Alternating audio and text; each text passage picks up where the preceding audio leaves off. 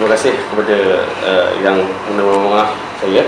Nama saya Muhammad Fuadi Rizal bin Mustafa, jawatan sebagai pembantu tadbir untuk bahagian core curriculum lah, credited curriculum lah, so far di unit Haliwar Pelajar juga lah.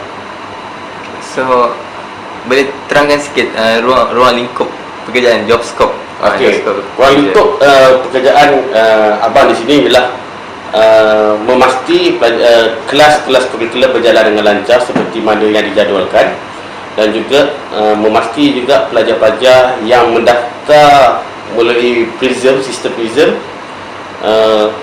dihadir ke kelas yang telah diletakkan. Dan yang ketiga, memasukkan markah keputusan lah pelajar-pelajar yang menghadiri kelas credited kurikulum. Selain itu, tugas-tugas lain memastikan barang-barang untuk kelas kurikulum itu berada dalam keadaan baik dan disediakan tempat, dan juga memastikan guru-guru ataupun instruktor yang mengajar tu dapat menyampaikan pembelajaran itu dengan baik dan sempurna. Terima kasih Encik Fuad. So saya nak tahu sikit macam mana flow kerja Fuad. Maksudnya, let's say kalau budak tu nak register ke apa yang dia perlu buat, and then macam mana dia dapat information bila ada kelas ke atau apa. Okey, secara tradisi atau sedia maklum, pelajar-pelajar perlu mendaftarkan subjek kurikulum ini melalui sistem PRISM itu sendiri. Tetapi kami memberi sedikit kelonggaran terutama kepada pelajar-pelajar yang berada di tahun akhir yang masih lagi tidak mengambil lagi subjek credited curriculum. Sebenarnya kami tidak menggalakkan pelajar-pelajar itu mengambil subjek itu di akhir pengajian mereka, sebab dia akan mengganggu sedikit pengajian mereka. Cuba bayangkanlah kalau tiba-tiba subjek engineering ataupun IT atau teknologi dia lulus, tiba-tiba COQ dia tak lulus, final year, final sem.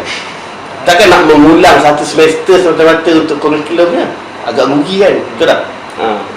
Selepas kita dah pelajar-pelajar daftar, and then kelas akan bermula, kurikulum biasanya akan bermula setelah 3 minggu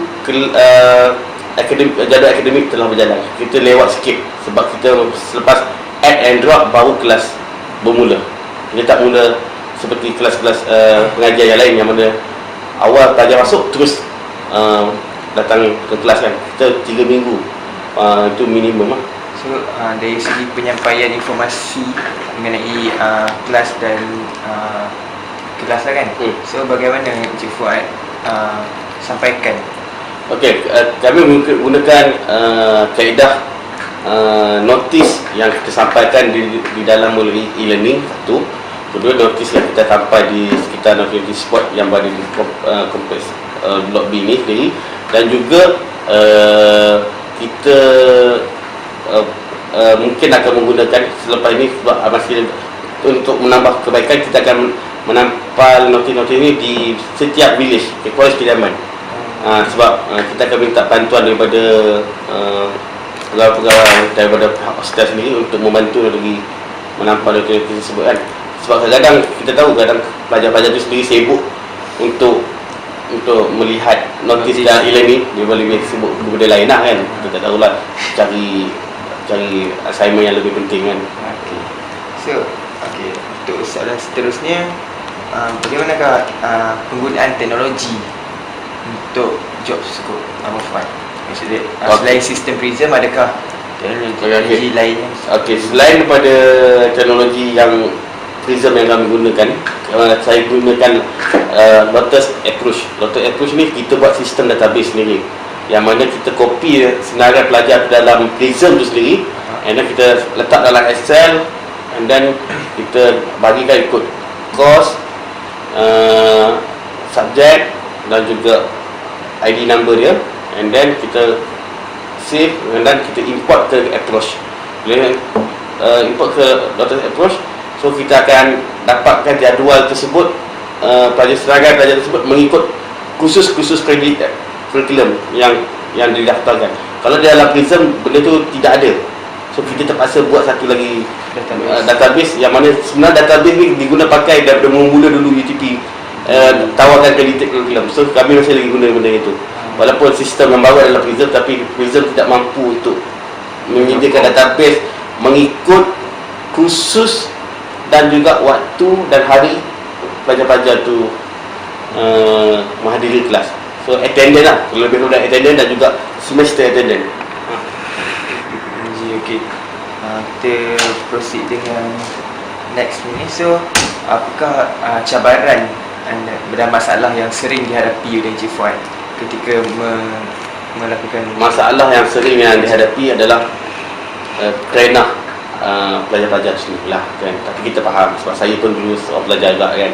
Kita tahu masalah benda ni, kadang kita tak alert, dan kadang pun kadang kita sendiri cari alasan yang rasa benda tu agak boleh diterima oleh pihak universiti kan.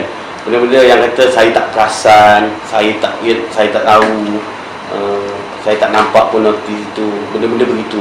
And then ada juga yang kerana kata tak dapat ada kelas kerana terlibat dalam program lain.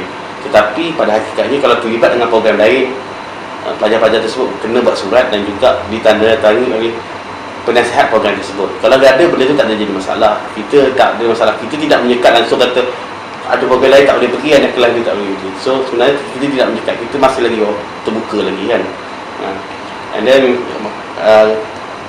pengajaran yang lain yang agak suka sikit adalah orang kata communicate dengan pengajar atau pengajar-pengajar kurikulum ni. Sebab pengajar-pengajar kurikulum ni adalah pensyarah-pensyarah luar yang mana bukan daripada UTP itu sendiri, yang mana kita lantik berdasarkan pengalaman dan juga ilmu beliau kan. So bila masalah ni timbul bila kelas tu berlaku tidak dapat dijalankan bila last minute. Contohnya tiba dia telefon selepas pukul 5 petang, kita tak sempat lah nak hantar notis kan. And then pelajar-pelajar pun pukul 8 malam datang dan pun baru kita beritahu cikgu tak dapat datang sebab dia ada sekian masalah kan. Kadang ada juga pelajar-pelajar yang tarik muka kan, ada kan seronok juga kan, kelas ada kan, terpulang kan. Tapi bila kelas tak ada tu, cikgu biasanya akan buat kelas ganti. Bila ada kelas ganti tu dia akan jadi masalah untuk pelajar-pelajar datang kan. Cabaran yang ketiga adalah bila minggu-minggu yang biasanya pelajar-pelajar penuh test kan. Bila pelajar penuh test, kelas kurikulum kita biasanya adalah malam kan, malam. Jadi kebanyakan test saya lihat pensyarah-pensyarah kita kadang ada buat test tu malam kan. So sebenarnya kita boleh buat kan sebenarnya petang Rabu, sebab petang Rabu tu adalah masa yang free untuk pelajar-pelajar. Sebenarnya boleh kan kita minta pensyarah, tapi masa juga mungkin masa yang tidak cukup untuk pensyarah-pensyarah tu sendiri untuk buat pada hari Rabu petang tu. Jadi itulah salah satu cabaran. So agak sukar juga lah untuk mengendalikan kelas kurikulum bila minggu yang penuh dengan test lah kan. So bagaimana selalunya bagaimana Cik Fad atasi masalah-masalah mengurang tapi jenis mengurangkan lah. Saya minta kepada contoh kalau masalah kepada pelajar-pelajar ni, sebenarnya kita akan cuba sedaya upaya untuk meletakkan maklumat, notis di semua tempat dan juga di talian internet itu sendirilah sama ada ni. Mungkin juga kaedah yang mungkin kita secara logiknya kaki tangan ada Facebook kan. Boleh juga upload kata beritahu kelas batal ni sebab ni kan. Mungkin kawan-kawan kata abang tu ada beritahu kelas batal. So mungkin teknologi itu boleh digunakan, tetapi dari segi implikasinya pula nanti kata staff pula rajin berhenti kan. Tapi benda tu dari segi logik akal tu boleh kan, untuk salah satu kan menyampaikan informasi sebenarnya kan. Okay, yang masalah yang ketiga berkaitan dengan pensyarah ataupun faktor, kita mohon daripada mereka at least jika ada apa-apa masalah tolong beritahu sekurang-kurangnya sejam sebelum office hour habis melainkan kecuali emergency, contohnya kemalangan, kematian yang memang betul-betul tidak boleh elakkan. Biasanya kadang-kadang ada cikgu tu kata sebab saya hari ni ada khusus dekat KL, baru dia bagi tahu. Itu benda-benda macam tu agak tak patut lah. sebab kita Dah kita, tahu. kita dah sepatutnya dia dah tahu jadual tu memang dah ada untuk dia beri khusus, tapi dia beritahu pada UTP tu sendiri bahagian unit kurikulum tu lewat. Bila lewat, yang jadi implikasi kepada pelajar-pelajar tu sendiri juga lah. So soalan last lah. Ah. Apa suggestion untuk current sistem yang berada sekarang? Okey, Boleh improve. current sistem yang perlu dikemaskan adalah sistem tu sendiri, yang mana sistem yang digunakan oleh UTP itu perlu dikemaskan lebih orang kata mesra pengguna lah. Maksudnya kadang-kadang sistem tu sendiri dia tak meet requirement dengan unit tertentu, sebab Prism ni digunakan oleh satu UTP. Unit akademik pakai, unit hostel pakai, unit student haiwan pelajar pakai. Ada masa dia agak jam juga sistem tu, sebab mungkin penggunaan yang banyak, and then banyak sangat step. Maksudnya daripada satu ni, lepas tu kita kena buka yang ni, kemudian buka yang ni, and then kita save. Bila save, kita kena ulang balik benda yang sama. Benda tu agak membazir masa lah. Sebagai contoh, bila kita nak assign lecturer, katakan contohnya chemical. Bila chemical dia ada bila klik pada chemical, dia ada chemical A, chemical B, chemical C. So kita kena go through chemical A. Lepas tu lecturer siapa? Bila kita dah save, kita pula chemical B pula. So dia sepatutnya bila chemical tu kita klik just lecturer tu dia tahu dah lecturer ni chemical A, B, C. Maksudnya khusus yang kepada pelajar. Sebab ikut dalam sistem tu Prism tu dia ada yang mengikut rancangan akademik sendiri. Contohnya ada yang jadual mata pelajaran dia begini-begini. Sebab tu dia ada chemical 400 A, lepas tu ada chemical 400 B.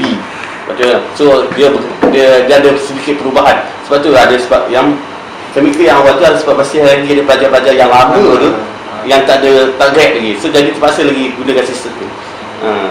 Sekarang dah ada chemical 400C. Bila 400C tu sebab kita sekarang ada transmaster kan. Ada So, budak baru pula. ada budak baru punya subjek agak ada pertukaran sikit kan. Agak sukar lah kan. Jadi minta dikemaskan supaya sistem ni lebih baik. Cumanya kita boleh menggunakan pensyarah-pensyarah sendiri di UTP untuk upgrade sistem tersebut. Daripada kita mengeluarkan duit, kita lantik konsultan untuk upgrade sistem ni kan.